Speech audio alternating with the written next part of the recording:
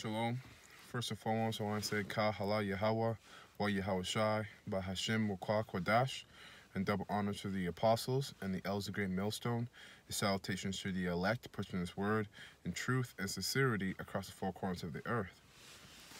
I'm going to entitle this video, The Wicked Will Regret, basically. All right? And that's exactly what I want to talk about, is the prophets, like the regret of the wicked. And what they're gonna regret is that really when I talk about the wicked, I'm really talking about 2/3 of Israel. Esau will regret, but Esau's gonna be Esau at the end of the day, because that's just how he's programmed. So this is mainly towards 2/3 of Israel, because it's 2/3 of Israel that's gonna wake up shamefaced in the kingdom because of everything that they've done in this kingdom and in this lifetime. They're going to remember it, and in their past lifetime, they're going to remember it in the kingdom. They're going to remember how they put Yahweh Shai to death, and how they put some of the apostles and the prophets to death. You remember the thoughts they had towards the Most High and His Son, and the elect, and some of the things that they even done to them, right? So, I'm going to read Wisdom of Solomon, chapter 5, verse 1. And it says, "Then shall the righteous man stand in great boldness before the face of such as have afflicted him." And honestly, man, this has been happening since even before our apostles, man, right? Because their teachers were out there preaching, standing in great boldness in the faces of Esau and 2/3 of Israel. The 2/3 of Israel is afflicting the elect. You know what I mean? And on top of that, we got Esau and these other nations that are afflicting us as well. Because it's all about the elect, right? And the elect are the men out there sincerely preaching this truth. So we're in this prophecy right now. And we've been in this prophecy for years. You know? Years now. You know, multiple decades, because there's been, it's only 2007 when the apostles were on YouTube, but they were preaching years before that, right? So we're currently in this prophecy right now. And it's true, because Esau has never made any account of our labors.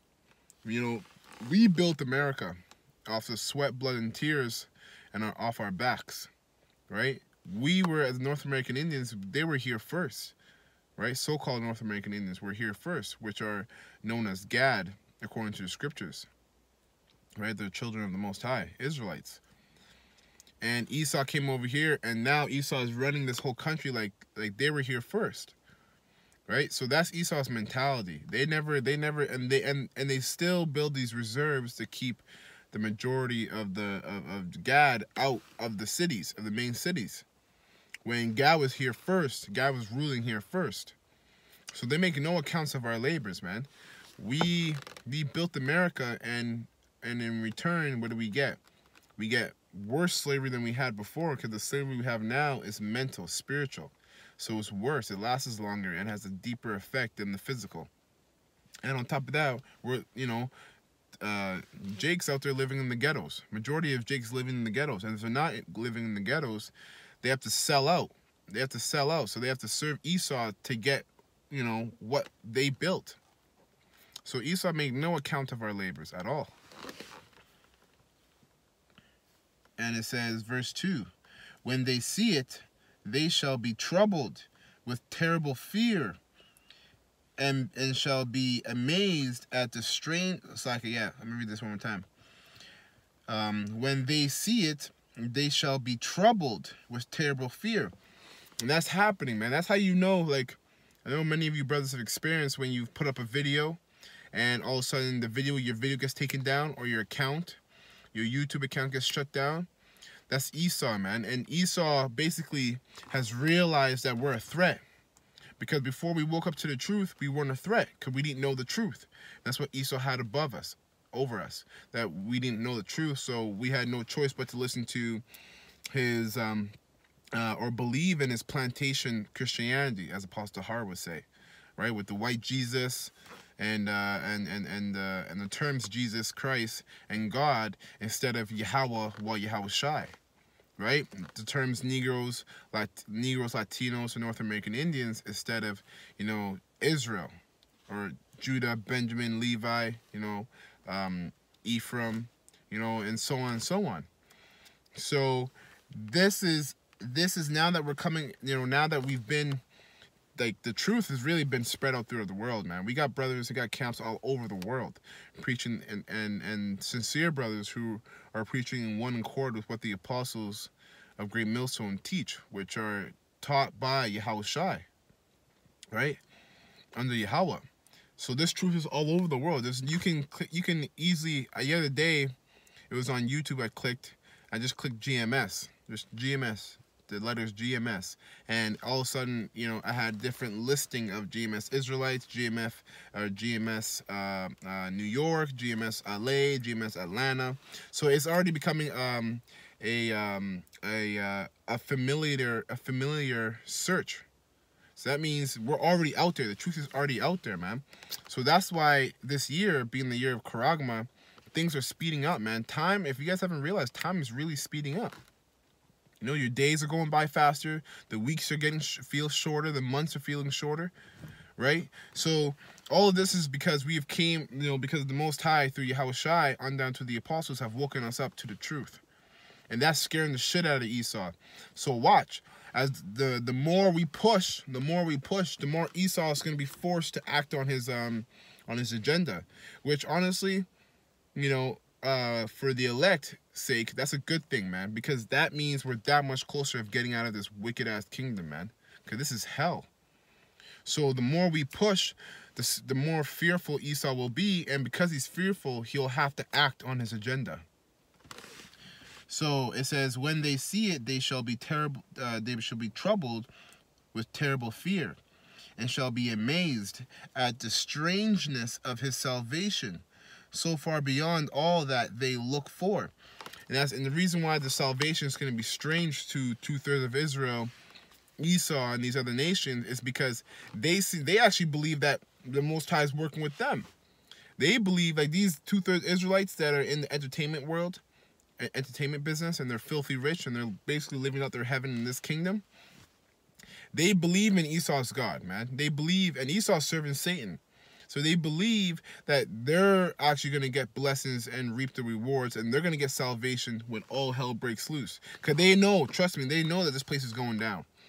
All right, the elites for sure know, and then the higher echelons of Jake that are famous in the fitness, in the athletic world, the acting world, also in any industry that's really famous, they know this place is coming down. Trust me, they're going to be the first to get the chip. The very first to get the chip, because the popularity of the chip is going to be pushed out through them, because they're icons, right? So when they have done all this, and a lot of these guys have been famous for years, right? So they've developed a foundation of thinking that they are the ones. They're the elect. They're the ones who are chosen. So when all hell breaks loose and Yahweh Shai comes back with the chariots, and he starts beaming up the men that everybody redeemed to be low, lower than scum, the wicked. They deemed us to be the wicked. They deem us to be in the wrong. They deem, basically, we're like the scum of the earth. Being the elect, we're the scum of the earth. But really, in actuality, we're actually the salt of the earth, man. We're what makes this earth vibrant. With Yahweh Shai, Lord willing, we're of the elect, the sincere, the hopeful elect. We built the worlds and the stars and everything with Yahweh Shai. It was the elect. So it's going to be strange to them, because they're going to be like, yo, these are the guys that are getting saved. These guys are getting beamed up.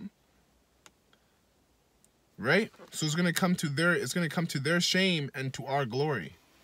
Right? So they're going to regret. They're going to be like, holy fuck. I remember when I was scoffing at these guys on the streets when they were preaching in the wintertime. Or when, this brother tried to tell me, and I basically shunned them off. Or I put some of these guys to death. I ratted them out to Esau, and I put them to death. Right? So many different things. Verse 3. So I'll read verse 2 again. When they see it, they shall be troubled with terrible fear, and shall be amazed at the strangeness of his salvation, so far beyond all that they looked for. And they repenting and groaning for anguish of spirit, right? Because now the Most High is going to give them their memory back. And it's going to be a very acute memory where, holy crap, I remember 5 years ago when I was arguing, I was talking shit about the apostles, man. I was talking shit about them. And in my mind, I actually wanted them dead. And when it came to the very end, I actually ratted them out to Esau. I pointed to who they... Because your family is going to rat you out, man. You can't rely on your family. The only people you can rely on are the brothers who are in this truth with you and in the Most High and His Son. That's it. You know what I mean? Because your family, if the Most High doesn't have mercy on them, your family's going to rat you out right away. Because Esau's going to be like... Because Esau already knows who the men are. Esau's already keeping tabs on all of us. So you already know who's preaching and who's not. Right? And so they're going to use our family to rat us out. If you want money and if you want food for your kids, or if you want to live, first of all, take this chip. And if you want to, and they're like, okay, let me take the chip. But they're going to have to give us up to do that. Right? And again, if the Most High doesn't have mercy on your family, they're going to do it. So when it says the anguish, they repenting, right, and groaning for the anguish of spirit shall say within themselves, this was he whom we had sometimes in derision and a proverb of reproach. So that means exactly what I just finished saying. They're going to be thinking like, fuck, man, I was cussing these guys out. I was talking shit to these guys. And these are the guys who are the chosen. These are the elect. Shit. They're going to be shameful, man. Heavy shame. They're going to regret. And trust me, even Esau's going to regret for a certain amount of time that he's going to go back to his wicked ways, because he's, that's his programming. But 2/3 of Israel is really going to be shameful, man. Really going to be shameful. Just a matter of time. And it says, verse 4, we fools accounted his life madness. These niggas are crazy out there preaching in the wintertime, talking a bunch of nonsense, yelling at the top of their voice, talking about destruction, the end of the world, wearing weird garments, keeping their hair, not getting lineups, keeping their beards full, looking rough, all types of shit. They're going to say, these guys are crazy. You guys are mad. Right? We fools accounted his life madness and his end to be without honor. So they really thought that we were just going to die a pointless life. Like there was no honor in our death. Like we're not doing the work of the Most High, Yahweh B'Shem Yahushai. Verse 5, how is he numbered among the children of Yahweh, and his lot among the saints? So not only are we the true chosen children of the Most High, but we're also the elect chosen. We're the elect of the elect. We're the chosen of the chosen. Verse 6, therefore have we erred from the way of truth? Shit, were we wrong? That's really what we're going to say. And the light of righteousness hath not shined unto us. So all those sacrifices I did, all the people I tricked, all the lies I told, all the wickedness I did, I even sold my soul. And all of it was for nothing.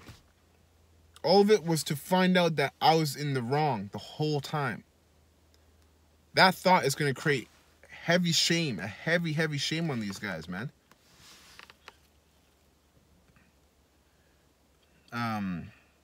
Verse 6, therefore have we erred from the way of truth, has the light of righteousness hath not shined unto us, and the sun of righteousness rose not upon us. We wearied ourselves in the way of wickedness. So they were stressing to be righteous in wickedness and destruction. That's why they always make sure they make it to those fucking pardon my language, to those wicked orgies that they have every once a year. All the different sacrifices they have to make, they make them consistently. They're diligent with it. All the different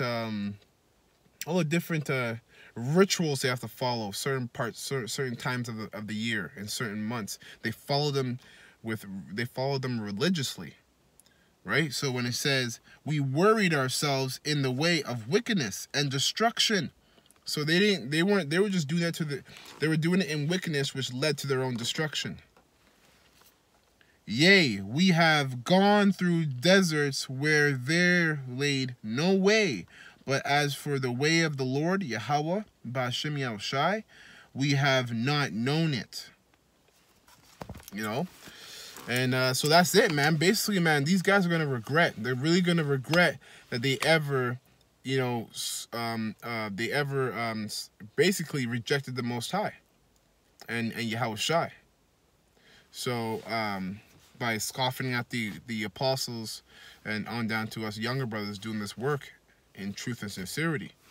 So with that, I'm going to close. I'm going to say Ka Halal Yahweh, Wa Yahushai, Bahashim, Wa Kwa Kodash, and double honors to the elect, pushing this word in truth and sincerity across the four corners of the earth, and death and destruction to his wicked kingdom and 2/3 of Israel, and also Esau as well. Shalom.